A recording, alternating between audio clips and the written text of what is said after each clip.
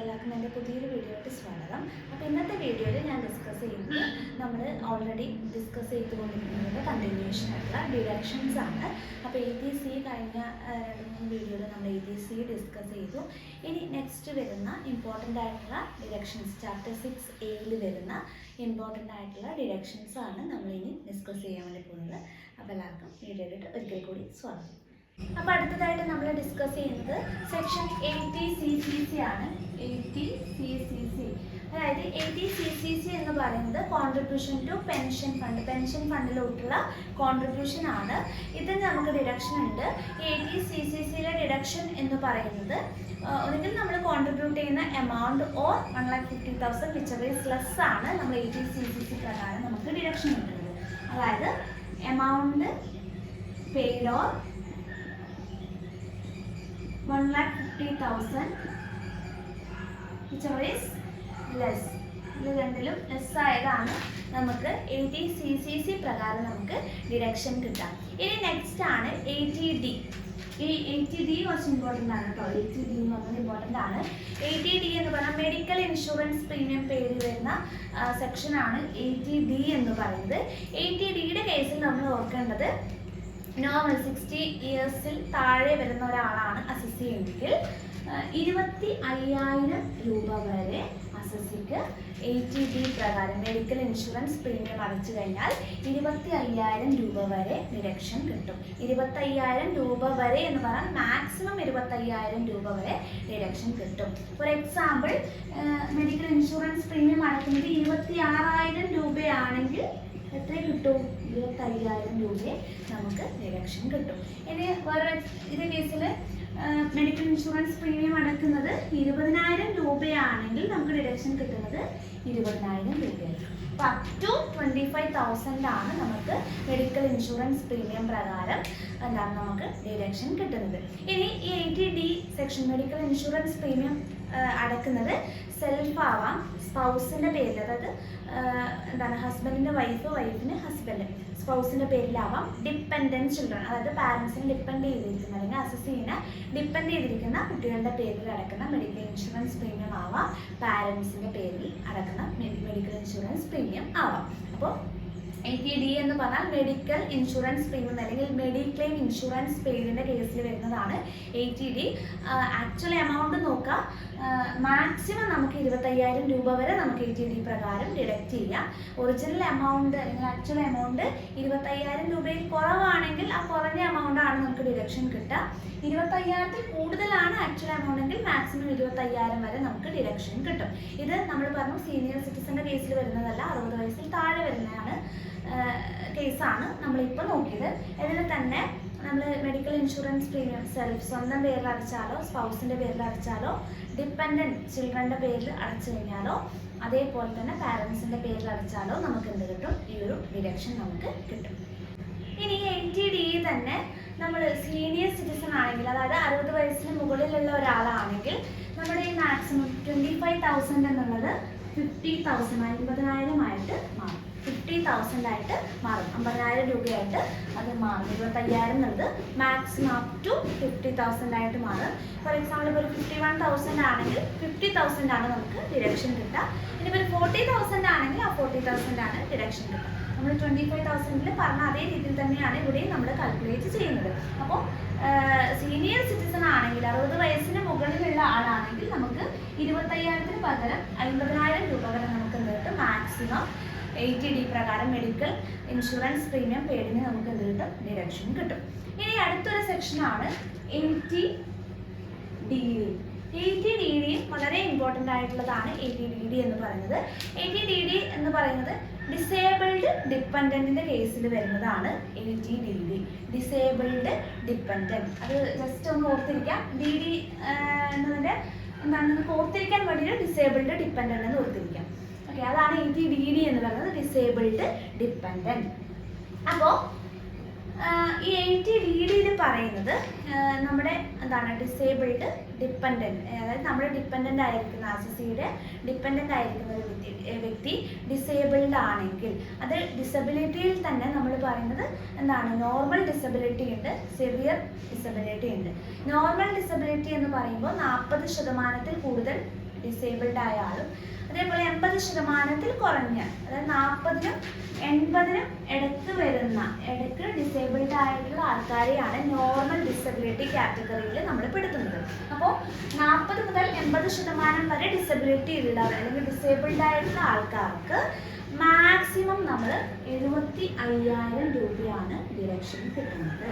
അപ്പോൾ SSCയുടെ ഡിപ്പെൻഡൻ്റ് ആയിരിക്കുന്ന വ്യക്തി ഡിസേബിൾഡ് ആണെങ്കിൽ, അത് എന്താണ് നോർമൽ ഡിസബിലിറ്റി ആണെങ്കിൽ, നോർമൽ ഡിസബിലിറ്റി എന്ന് പറയുമ്പോൾ 40 to 80% ആണ് നോർമൽ ഡിസബിലിറ്റി പറയുന്നത്.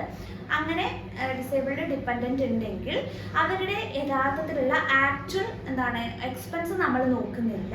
അവർക്ക് എത്ര തന്നെ നമ്മൾ ഡിഡക്റ്റ് ചെയ്യും? 75,000 തന്നെ ഡിഡക്റ്റ് ചെയ്യും. ഇപ്പോൾ ആക്ച്വൽ അവർക്ക് ചിലപ്പോൾ 80,000 ഇൻകർ ചെയ്യുന്നുള്ളൂ എന്ന് വിചാരിക്കുക. അത് നമ്മൾ നോക്കേണ്ട കാര്യമില്ല. 75,000 തന്നെ എന്ത് ചെയ്യുക? അവിടെ കാണിക്കുക. അപ്പോൾ ആക്ച്വൽ എമൗണ്ടിന് ATDDയിൽ ഇമ്പോർട്ടൻസ് ഇല്ല. നോർമൽ ഡിസബിലിറ്റി ആണെങ്കിൽ 75,000. ഇനി നമ്മൾ പറഞ്ഞു 40 മുതൽ 80% വരെ. 80%-ൽ കൂടുതലാണെങ്കിൽ, 80%-ൽ കൂടുതലാണെങ്കിൽ അത് എത്രയാവും? 1,25,000 ആവും. 75,000 എന്നുള്ളത് 1,25,000 ആവും. അപ്പോൾ 80%-ൽ കൂടുതൽ സിവിയർ ഡിസബിലിറ്റി ഉള്ള ആരെങ്കിലും ഡിപ്പെൻഡൻ്റ് ആയിട്ടുണ്ടെങ്കിൽ അവരുടെ ആക്ച്വലായിട്ട് അവർക്ക് 25,000 എക്സ്പെൻസ് ആകുന്നുള്ളൂ എങ്കിലും നമുക്ക് എത്ര തന്നെ ഡിഡക്ഷൻ കിട്ടും? SSCക്ക് എത്ര തന്നെ ഡിഡക്ഷൻ കിട്ടും?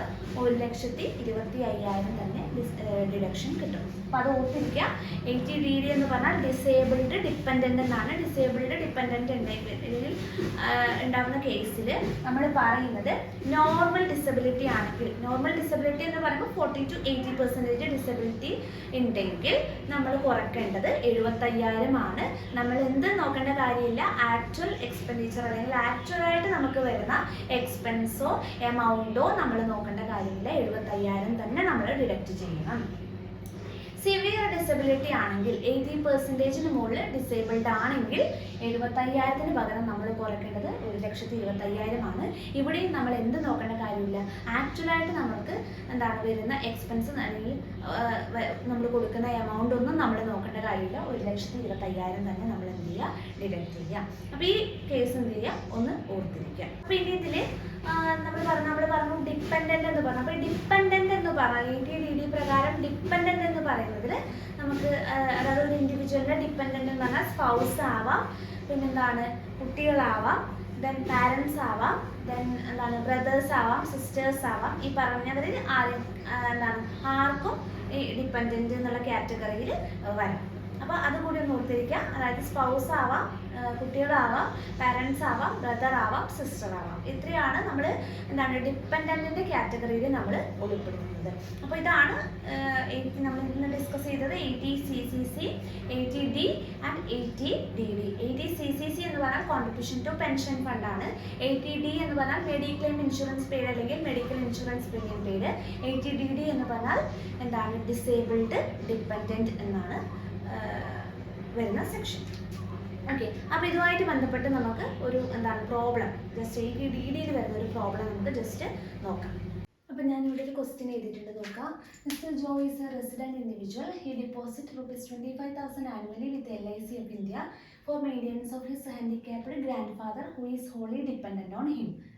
First question, determine the amount of deduction eligible under section ATDD പ്രകാരമുള്ള ഡിഡക്ഷൻ ആണ് കണ്ടുപിടിക്കാൻ പറയുന്നത്.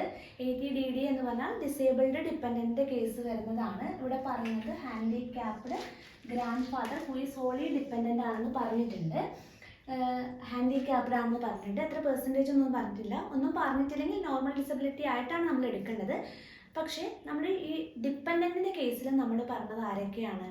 നമ്മൾ സ്പൗസ്, ചിൽഡ്രൻ, അതേപോലെ parents, then brother and sister, ഇത്രയും പേരെയാണ് നമ്മൾ പറഞ്ഞത്. ഗ്രാൻഡ് ഫാദറെ നമ്മൾ എന്ത് ചെയ്തിട്ടില്ല, ആ കാറ്റഗറിയിൽ ഉൾപ്പെടുത്തിയിട്ടില്ല.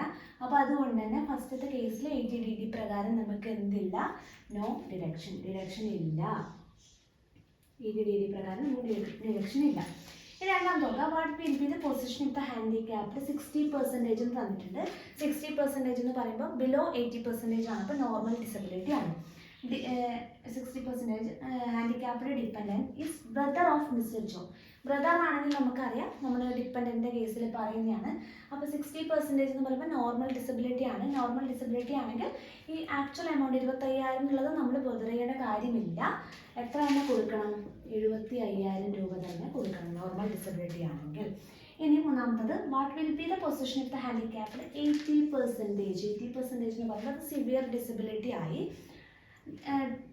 ഹാൻഡിക്യാപ്ഡ് ഡിപ്പെൻഡൻ്റ് തന്നെയാണ്. Is brother of mister Joe. Brother തന്നെയാണ്. ബ്രദറിന് 80% ഡിസേബിൾഡ് ആയിട്ടുള്ള ഒരു വ്യക്തിയാണെങ്കിൽ, ഡിപ്പെൻഡൻ്റ് ആണെങ്കിൽ നമ്മൾ എത്ര രൂപ തന്നെ കൊടുക്കും? 1,25,000. നമ്മൾ അതിൻ്റെ യഥാർത്ഥത്തിലുള്ള എമൗണ്ട് നമ്മൾ നോക്കേണ്ട കാര്യമില്ല. 1,25,000 തന്നെ നമ്മൾ എന്ത് ചെയ്യും? 80DD പ്രകാരം നമുക്ക് ഡിഡക്ഷൻ കിട്ടും. അപ്പോൾ പറഞ്ഞ കാര്യങ്ങൾ കൃത്യമായിട്ട് ഓർത്തിരിക്കുക. ആരൊക്കെയാണ് ഡിപ്പെൻഡൻ്റ് കേസിൽ വരുന്നതെന്നുള്ള കാര്യം ഓർത്തിരിക്കുക. അതിൽ നമ്മൾ പറയുന്നത് spouse, children, parents, brother and sister. Then 60% disability ആണെങ്കിൽ ആക്ച്വൽ എമൗണ്ട് നമ്മൾ നോക്കണ്ട. എത്ര തന്നെ കൊടുക്കണം? 75,000 തന്നെ കൊടുക്കണം. അതേപോലെ 80% ഡിസേബിൾഡ് ആണെങ്കിൽ അത് സിവിയർ ഡിസബിലിറ്റി ആണ്. 80% ഓർ 80%ന് മുകളിൽ വരുന്നുണ്ടെങ്കിൽ നമ്മൾ എമൗണ്ട് നോക്കണ്ട, 1,25,000 തന്നെ കൊടുക്കണം. ഈ ഒരു രീതിയിലാണ് ഡിഡക്ഷൻ്റെ എമൗണ്ട് നമ്മൾ കണ്ടുപിടിക്കുക. അപ്പോൾ അടുത്ത വീഡിയോ ആയിട്ട് വരുന്നത്. ബൈ.